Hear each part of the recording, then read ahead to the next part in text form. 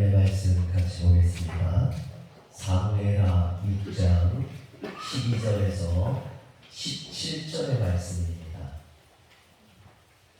제가 보이는 성경은 구약성경 472면에 나와 있습니다.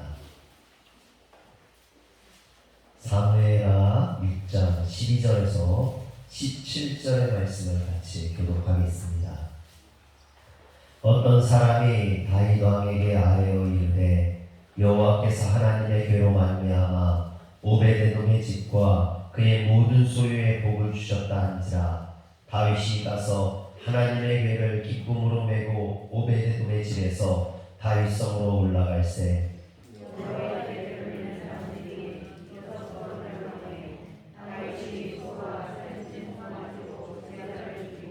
다윗이 여호와 앞에서 힘을 다하여 춤을 추는데 그때 다윗이 그의 에봇을 입었더라.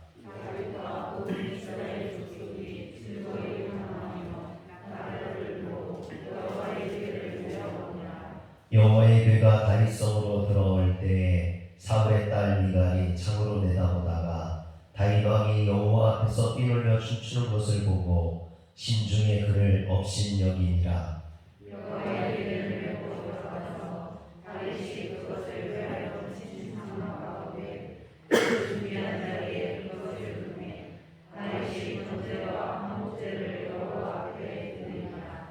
아멘. 할렐루야. 우리 성도님들에게 하나님의 은혜가 충만하게 임하길 주의 이름으로 축원합니다. 많은 사람들이 나이가 들어가면 슬프다고 그래요. 근데 저는 나이가 드는 것이 꼭 나쁜 것만은 아니라고 생각을 합니다.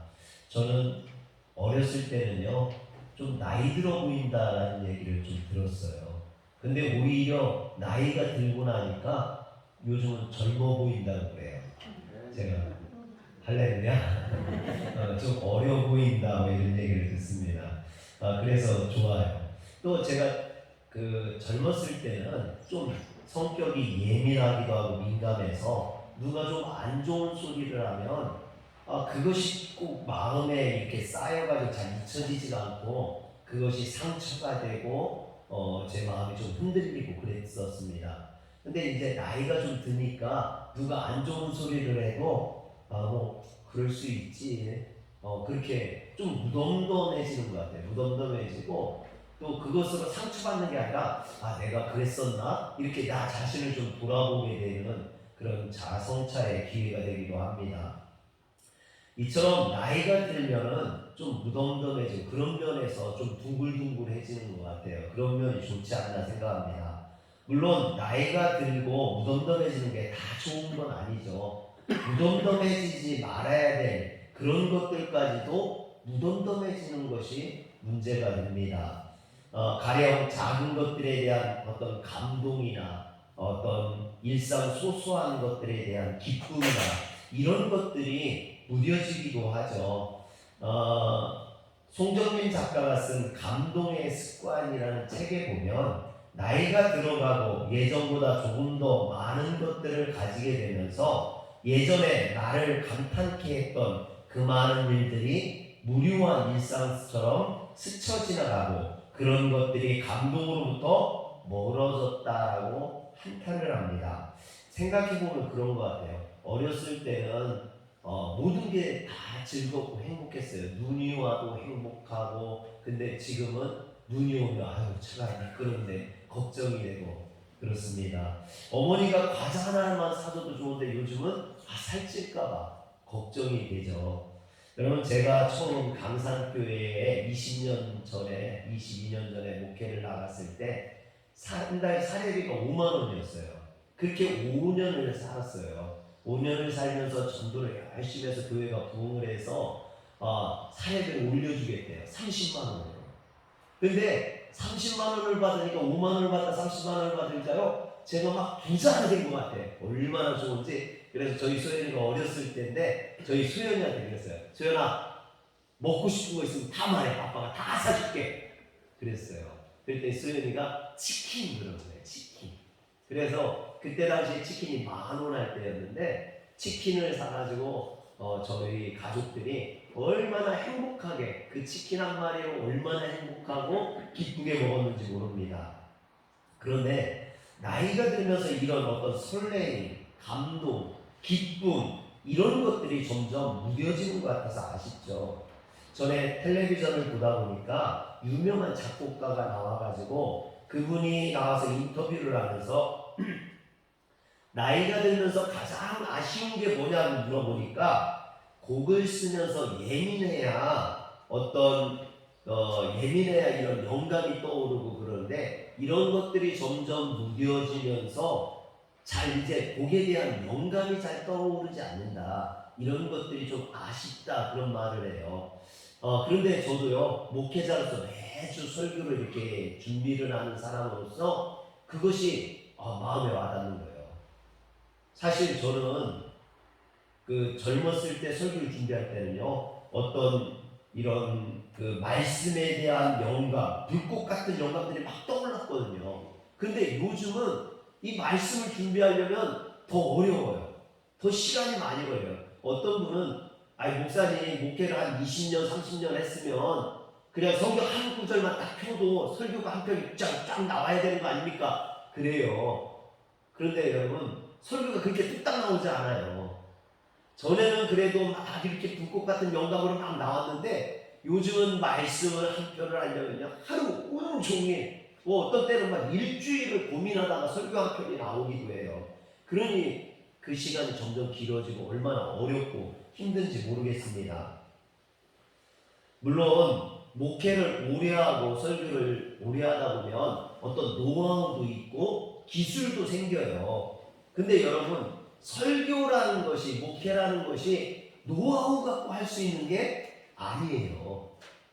물론 노하우 갖고 할 수 있지만 그걸로 어떤 성령의 역사가 일어나지 않는다라는 거죠. 여러분 말씀은요 목회는 진정성이 있어야 돼요.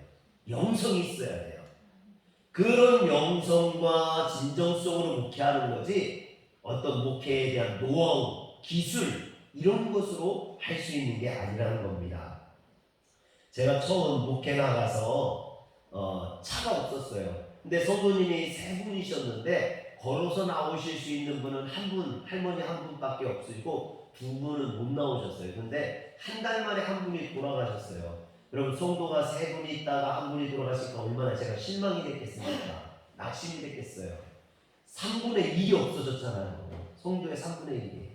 근데 그 못 나오시던 권사님 한 분이 목사님이 전도사 때죠. 전도사님이 실망했을까봐 나라도 나가서 자리를 지켜야겠다 해서 예배 1시간 전에 교회로 출발을 하신 거예요. 근데 워낙에 다리가 아파서 못 걷는 분이라 예배가 다 끝나고 교회에 도착하신 거예요.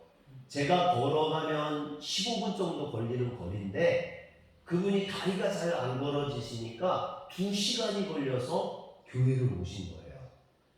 예배를 끝나고 제가 나갔는데 막 교회 언덕을 이렇게 이 화려교회처럼 산 언덕 위에 있는 교회인데 막 언덕으로 올라오시는 그 권사님 땀을 삐질삐질 흘려가면서 올라오시는 그 권사님의 모습이 제가 얼마나 감동이 되고 눈물이 나고 마음이 아팠던지 제가 그때 결심을 했어요. 하나님, 내가 이런 분들의 목회자가 되고 싶습니다. 이런 분들과 같이 신앙생활하고 싶습니다. 예배를 사모하고 목회자를 사랑하는 이런 분들의 목사가 되고 싶습니다. 여러분 그래서요 제가 그 다음날 나가가지고 교회차를 뽑았어요. 돈도 한 푼도 없으면서 1,300만 원짜리 그레이스를 할부로 끊어왔어요. 그리고 그 다음 주에 저희 집사람이 김밥을 싸가지고 할머니 2분, 저희 성도님들 할머니 2분하고 동네 아이들을 초청해서 소풍을 갔어요. 소풍을. 그 뒤에 영인산이라는 산으로 소풍을 갔더니 권사님들이 얼마나 좋아하시는지 우리 전도사님이 능력 있다고 어디서 이렇게 좋은 차를 구해왔냐고 그 권사님들이 기뻐하시는 것을 보면서 제가 얼마나 좋았는지 몰라요. 그리고 한 달 교회를 열심히 다니시고 돌아가셨어요. 성도님이 3분의 이가 돌아가셨어요.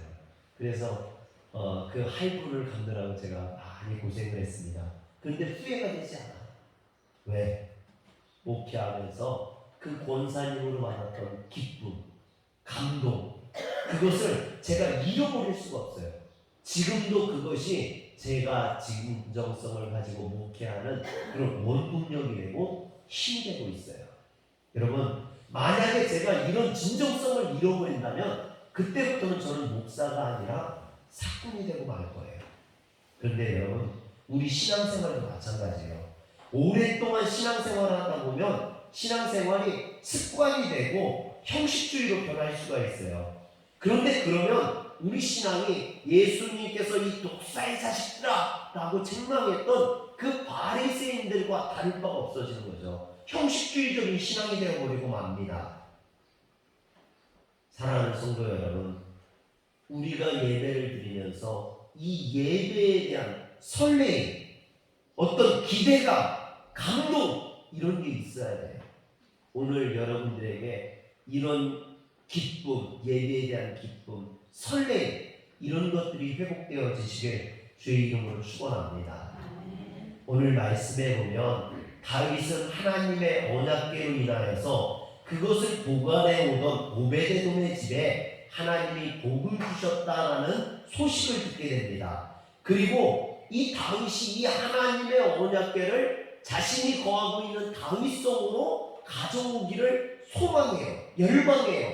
그것을 기대합니다. 여러분, 하나님을 가까이 하기를 소망하는 이 다윗의 마음, 근데 문제가 하나 있어요. 무슨 문제가 있냐면 다윗이 하나님의 법궤를 가져오려다가 한번 실패했었다는 거죠. 하나님의 법궤를 블레셋과의 전쟁에서 빼앗겨서 블레셋 사람들이 가져갔다가 그것을 다시 돌려줬어요. 근데 그것을 다시 돌려줘가지고 그것이 기럇 여아림에 있는 아미나답의 집에 있었습니다. 그런데 언약궤를 다윗의 성으로 가져오려다가 그만 문제가 발생해요. 다윗이 이 언약궤를 가져오면서 블레셋 사람들이 썼던 방법이 있었거든요. 수레에다가 새 수레를 만들어서 그 수레 위에다 언약궤를 얹어서 싣고 오다가 나홀의 타작마당에서 소들이 뛰니까 아미나답의 아들 우사가 그것을 붙잡았다 그만 죽게 됩니다. 그 자리에서 하나님 진노하심으로 치셔서 죽임을 당하죠. 이 두려움에 사로잡혔던 다윗이 하나님의 법궤 가져오는 것을 멈추고 그것을 오베데돔의 집에다 놓고 그냥 옵니다. 그래서 하나님의 법궤가 오베데돔의 집에 석 달 동안 방치되어 있는 거예요. 그런데 하나님께서 언약궤로 인해서 오베데돔의 집에 복을 주셨다는 것을 듣고 다윗이 다시 언약궤를 가져와요. 그 방법이 잘못됐다는 걸 깨닫는 거죠. 그래서 제사장이나 서기관들에게 물어서 하나님의 법궤는 제사장들이 메어야 된다는 것을 깨닫고 제사장들이 하나님의 법궤를 메고 지금 예루살렘 다윗의 성으로 이 하나님의 언약궤가 들어오는 겁니다. 그런데 이 들어오는데 다윗이 이 일에 얼마나 지금 진정인지 진심인지 이것을 얼마나 기뻐하고 즐거워하는지 오늘 우리가 읽은 말씀에 보면 나와 있어요. 13절에 보면 다윗은 여호와의 궤를 맨 사람들이 6걸음을 가되 다윗이 소와 살찐 송아지로 제사를 드렸더라. 6걸음마다 제사를 한 번씩 드렸다는 거예요. 소를 한 마리씩 드렸다는 거예요. 여러분 14절에 보면 다윗이 여호와 앞에서 힘을 다하여 춤을 추었다는 거예요. 15절에 보면 다윗과 온 이스라엘 족속이 즐거이 환호하며 나팔을 불고 여호와의 궤를 메어 오니라 했습니다. 여러분 다윗이 얼마나 기뻐하고 있는지 진심으로 즐거워하고 있는지가 여기 나와 있죠. 하나님의 언약궤를 메우면서 정말 기뻐하는 이런 다윗의 모습을 발견하게 됩니다. 14절에 보면 다윗이 춤을 추었다라는데요. 춤을 추다라는 말은 히브리어로 메카르케르라고 하는데 이 메카르케르라는 말은 빙글빙글 돌면서 춤을 추다라는 뜻이에요. 빙글빙글 돌면서. 그리고 힘을 다하여라는 말은 히브리어로 빼코로즈라고 하는데, 이 빼코로즈라는 말은 온 힘으로라는 말이에요.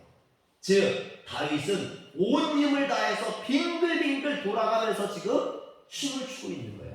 얼마나 기뻤으면, 얼마나 즐거웠으면 이렇게 막 온 힘을 다해서 빙글빙글 돌아가면서 춤을 추고 있겠습니까? 여러분, 살다 보면요, 너무 기뻐서 막 소리를 질, 야! 막 그럴 정도의 소리를 지르는 즐거운 일, 막 춤을 추고 싶은 그런 즐거운 일들 여러분들이 있으셨어요? 올해 저희들 있었어요. 사야가 대학교 학교 가니까 그 문자를 봤더니 이야! 막 차 안에서 소리를 질러서 제가 깜짝 놀랐어요. 막 가다가 아빠! 그러는 거예요. 막 그리고 둘이 하이파이브하고 막 기뻐서 소리 지르고, 아마 누가 봤으면요, 저 부자가 미쳤나 그랬을 거예요. 막 기뻐서 소리 지르고. 여러분, 여러분들의 삶에 그런 기쁨이 있었나요? 근데 점점 나이가 들어가면서 그런 기쁜 일들이 없는 것 같아요. 막 소리 지르고 춤추고 그럴 정도로 기쁜 일들이 점점 삶이 무료해져 가고, 삶이 그냥 어제가 오늘 같고 점점 그래가는 것 같아요. 여러분, 그런 게 아니라 여러분들의 삶에 기쁨이 있기를 주의 이름으로 축원합니다. 요즘 젊은 사람들은요, 이것을 찐 기쁨이래요. 찐 기쁨. 진짜 여러분들에게 찐 기쁨이 있으시길 주의 이름으로 축원합니다. 특히 신앙생활은 그래야 돼요. 하나님 앞에 예배드리는 게 너무 즐거워요. 교회 나오는 것이 기뻐야 돼요. 저는 소원이 있어요. 우리 성도님들이 예배드리고 교회 오는 게 기뻤으면 좋겠어요. 여러분들이 정말 즐거웠으면 좋겠어요.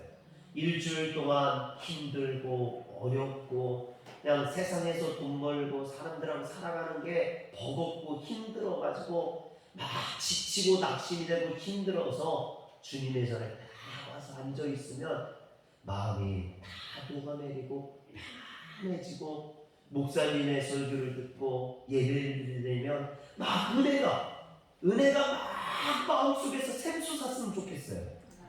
할렐루야. 여러분, 우리에게 그런 교회가 있다는 거 얼마나 기쁜 일입니까? 우리 화려교회가 그랬으면 좋겠어요.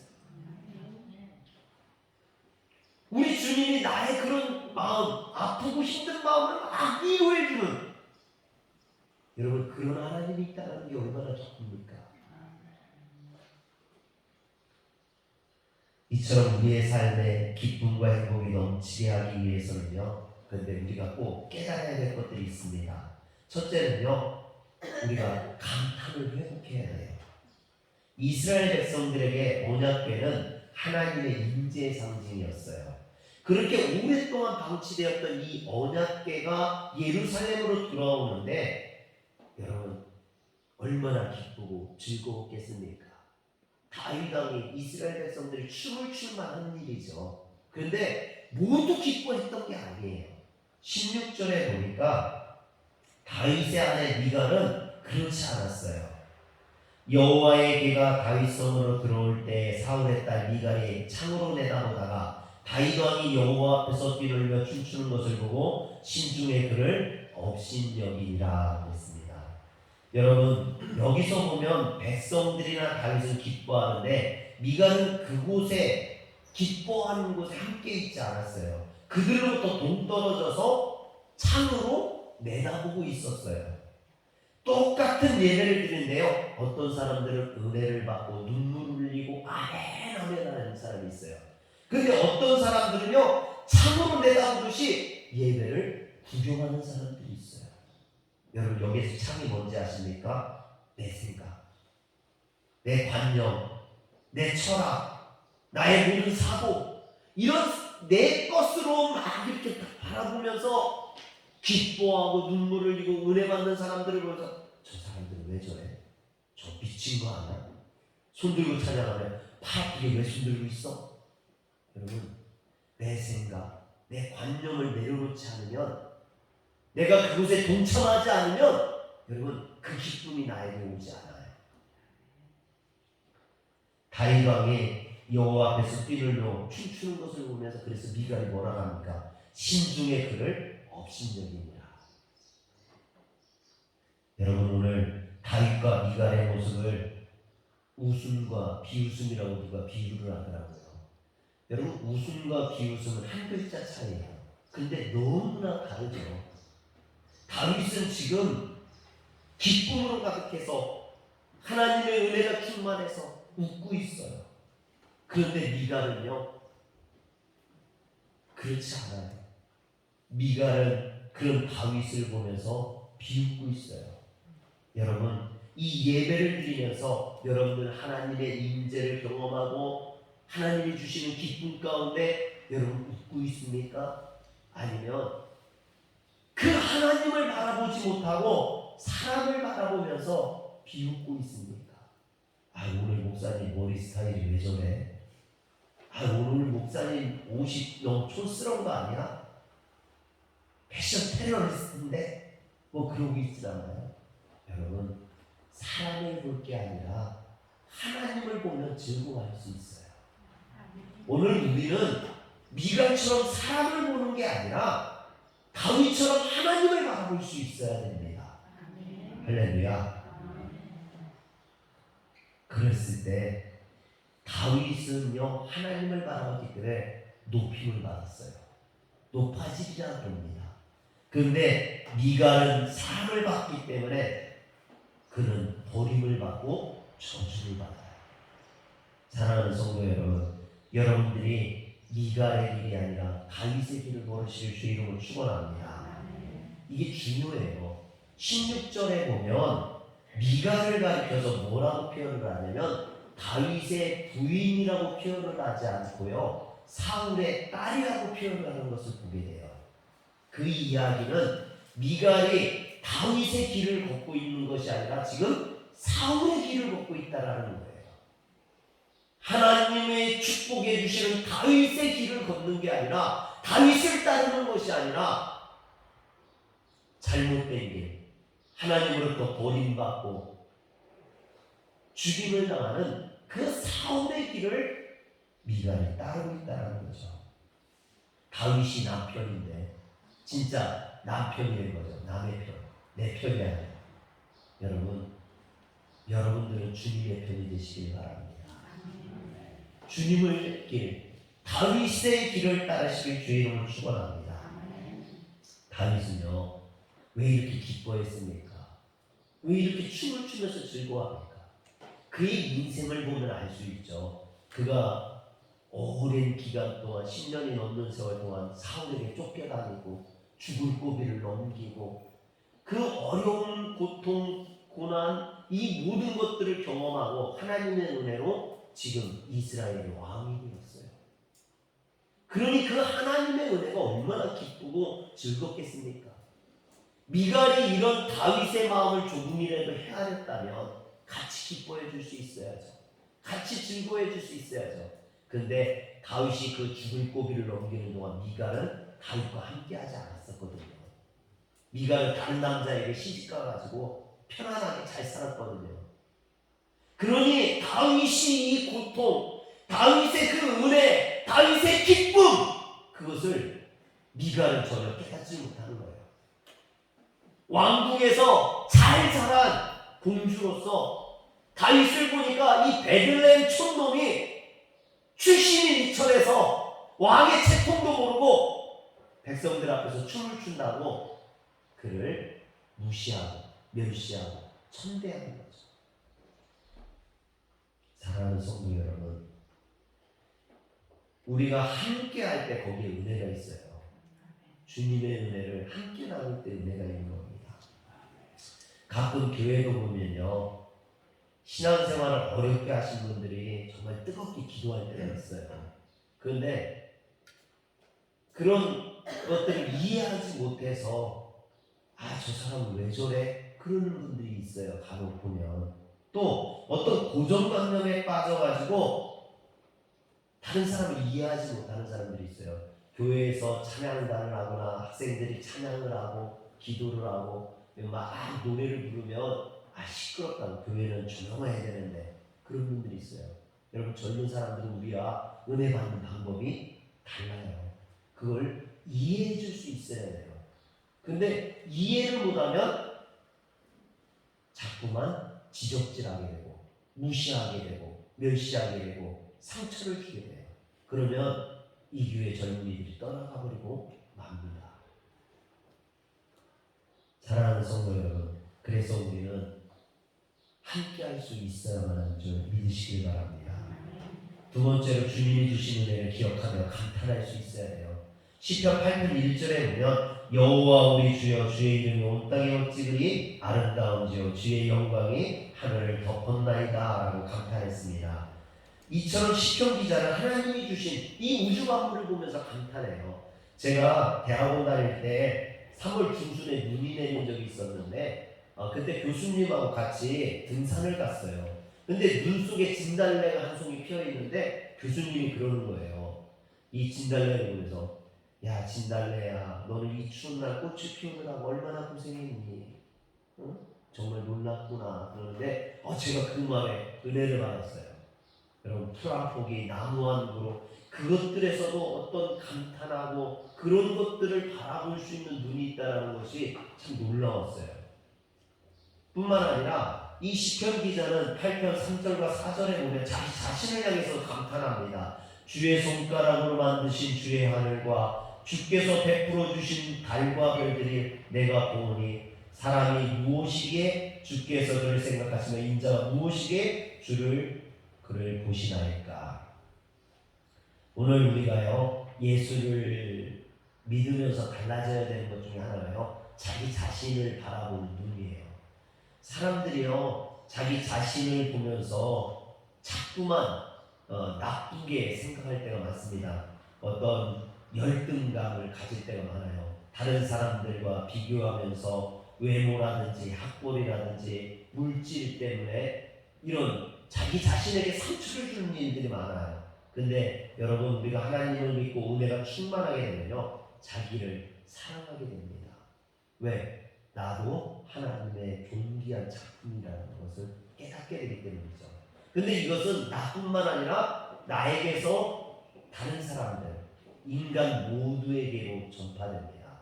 그래서 인간은 하나님이 만드신 존귀한 작품이라는 걸 깨닫게 되면 그런 생명들을 존귀하게 여기게 됩니다.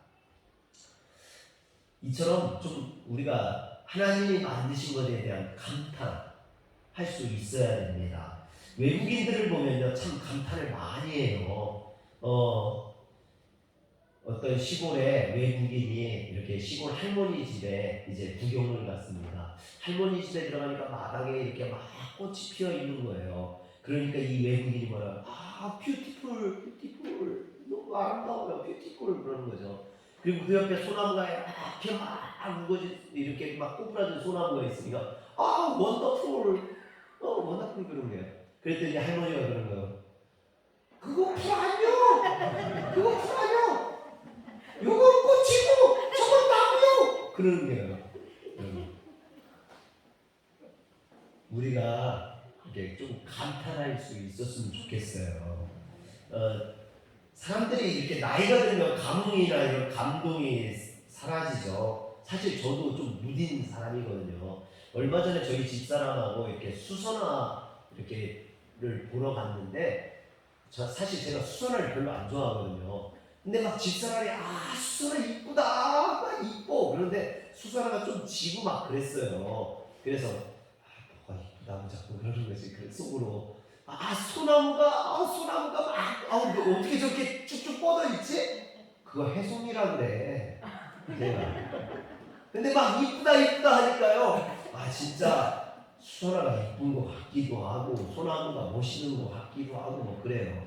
이제 보고 돌아오다가 이제 그 우렁쌈밥집에서 저녁을 먹는데 저는 예전에 먹었던 것보다 좀 맛이 덜한 것 같더라고요. 근데 집사람이 먹으면서 된장 너무 맛있어. 된장 먹어봐. 그래서 된장도 먹어보고 여기 그 마늘장아찌 너무 맛있다. 마늘장아찌도 먹어봐. 그래서 마늘장아찌 좋아하지도 않는데 이렇게 또 먹어보고 먹어보니까 막 옆에서 맛있다고 그러니까 진짜 맛있는 것 같기도 하고 그러는 거예요.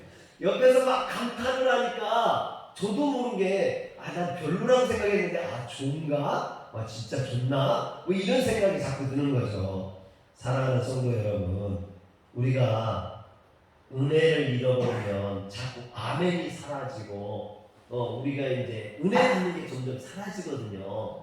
그럴 때 옆에서 누가 아멘 아멘 하면 저 사람 왜 저래 그러지 말고 여러분들도 같이 아멘 아멘 해보시길 바랍니다. 그러면 그 감동이 그 사람의 어떤 은혜가 나에게도 전달이 되는 거예요. 그 사람이 막 감동했던 그 감동이 막 나에게 전달되는데 그러지 않고 저 사람 목사님한테 잘 보이려고 그러지 막 이러면 은혜가 안 돼요. 여러분 같이 감동하고 같이 은혜 받을 수 있길 주의 이름으로 축원합니다. 마지막으로 감사를 회복해야 돼요. 다윗 왕이 채통을 던져버리고 춤을 추었던 건 아까 얘기했잖아요. 그런 어떤 그 경험, 죽음의 고비를 넘기고 하나님의 돌보심으로 은혜로 회복되었던 그 경험이 있기 때문에 지금 감사로 그게 표현이 되고 있는 거죠.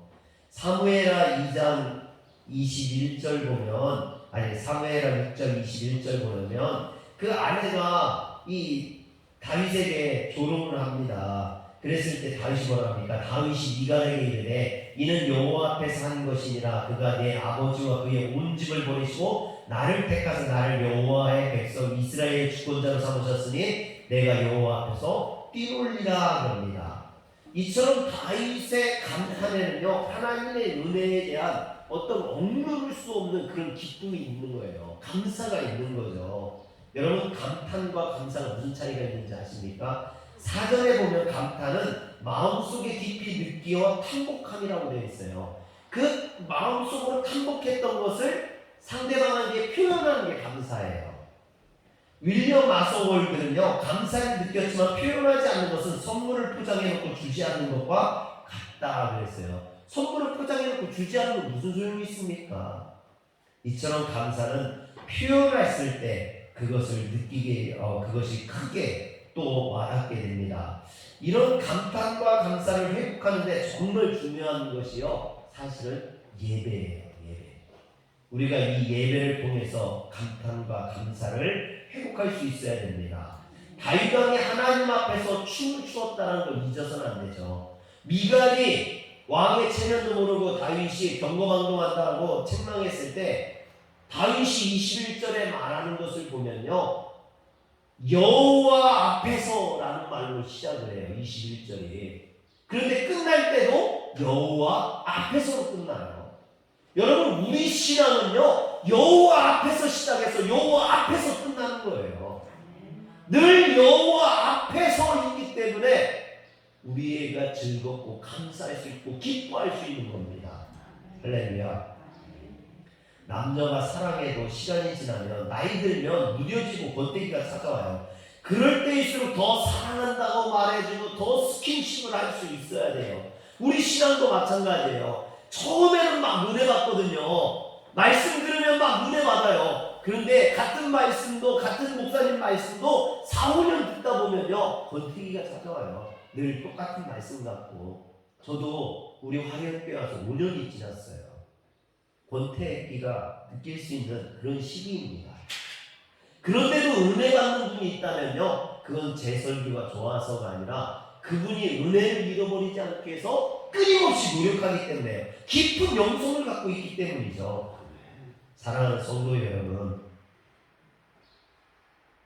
그저 교회에 오는 게 중요한 게 아니에요.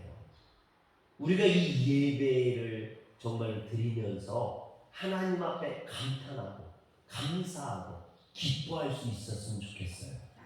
할렐루야. 예배가 감동이 되고 감탄이 되어서 아멘이 저절로 나올 수만 있다면 우리 신앙은요 살아납니다. 우리 화련교회는 하나님의 은혜가 충만할 겁니다. 여러분 이런 은혜를 잊지 않으시길 주의 이름으로 축원합니다. 기도하겠습니다. 전능하신 하나님, 우리의 아멘이 회복되게 하시고 하나님을 경배하는 것이 회복되길 소원합니다. 오늘 다윗처럼 주님 앞에서 기뻐 춤출 수 있는 성도가 되게 하여 주시옵소서. 사람을 바라보는 것이 아니라 진정 하나님을 바라보는 저희들 되게 하여 주시옵소서. 우리 주 예수님의 이름으로 기도합니다. 아멘.